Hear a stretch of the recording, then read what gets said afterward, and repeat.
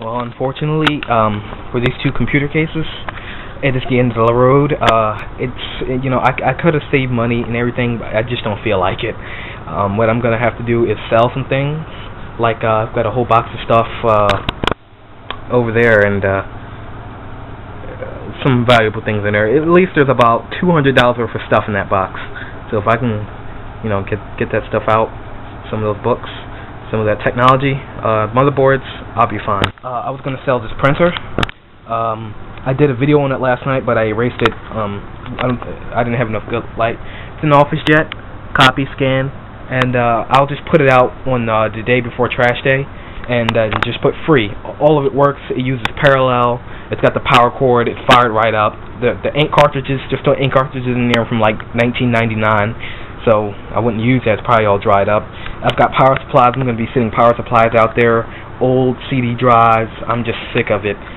This case is also going. I want it gone. It's taking up too much space in my room.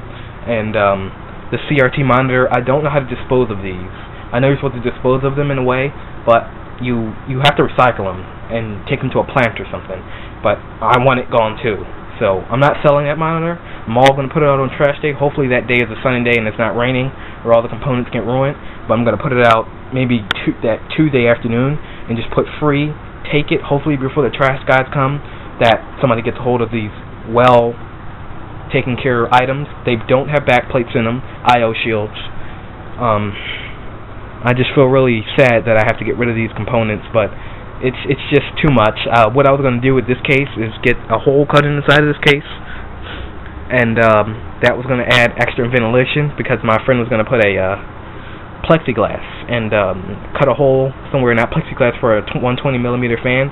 But you know what? I'm just tired. I'll spend the extra money and gain it later, or I'll spend the extra money and don't spend for a while. This is a laser mouse component that I was going to have that has two different LEDs on it.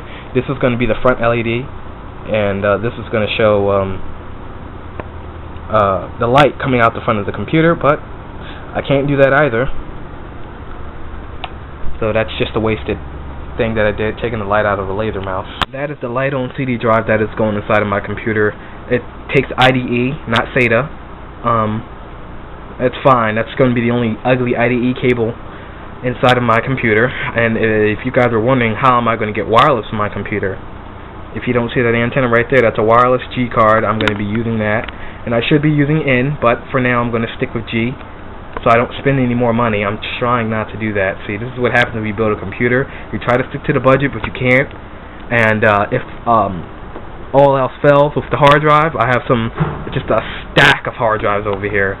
IDE hard drive. They'll just be last line of defense, just so I can get an operating system up and running. I almost wish it was 1999 because I have so much stuff, and right now in the 90s and the early 2000s, this stuff would have been worth thousands of dollars. Right now, that monitor, those power supplies, and this alone, in the cases, and this, that would have been $1,000 for these components, because then they were very expensive. And right here is the old computer case that I showed you, the gateway. I'm getting rid of that. I just decided, just wipe everything out and start over. I can make the payments, so that's the only thing I was worried about. I wasn't worried about what the computer components were going to work. I was worried about, can I afford it?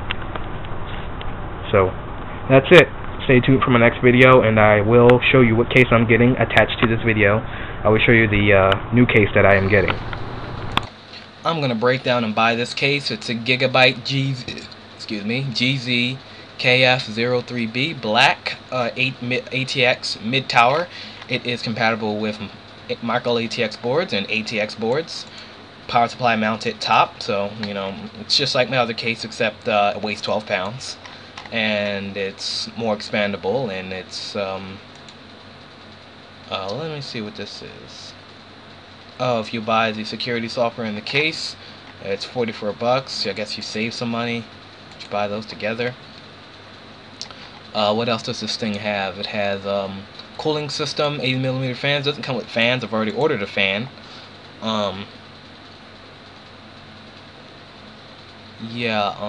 Side air duct, no. 2 USB ports on the front and 1 HD audio on the front. Expansion slot 7. So if I'm not mistaken, that's the, let me pull up the pictures here. Sorry, that notice just showed me that my computer couldn't handle what was going on now, and then me trying to do this video at the same time. But all that'll change. That must be the PCI Express 1, 2, 3, 4, 5, 6. Wait. Oh yeah, that's the 7th one. I think that's a PCI Express or something like that. So 7 ports. That's pretty good. And yeah, I'm just gonna buy this one and just spend another 27 bucks, and I just got to be careful because I spent too much money. I'm really $50 over budget right now, or $45 over budget. I was really intending to spend about $200 to $220, but I'm a little bit over budget. But hopefully other things will work out where I could sell some other things. And so the Dell case is not going to be used anymore. I will be using the Gigabyte case, and I know a user on YouTube named Max Arcade. He usually buys these cases, Gigabyte cases.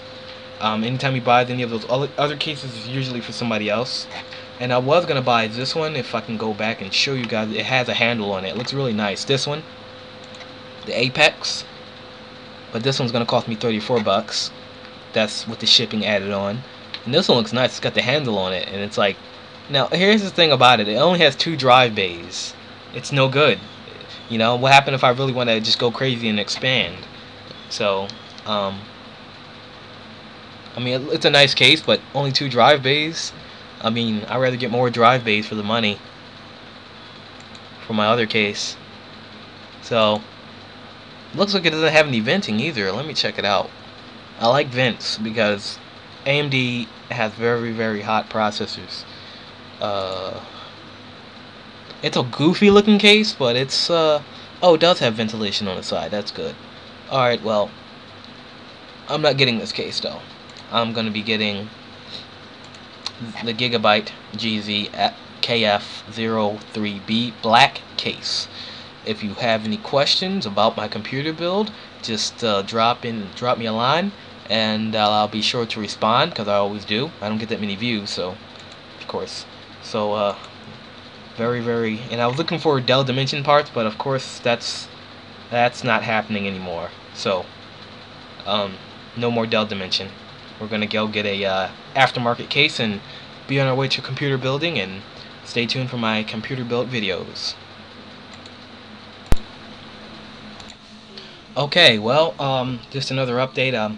This camera that you're looking at right now is going to be mine on Monday. It is a Savannah HD 720p pocket video camera. I should be using something more high quality, but it does 1080p, and I'm sure that it has the autofocus.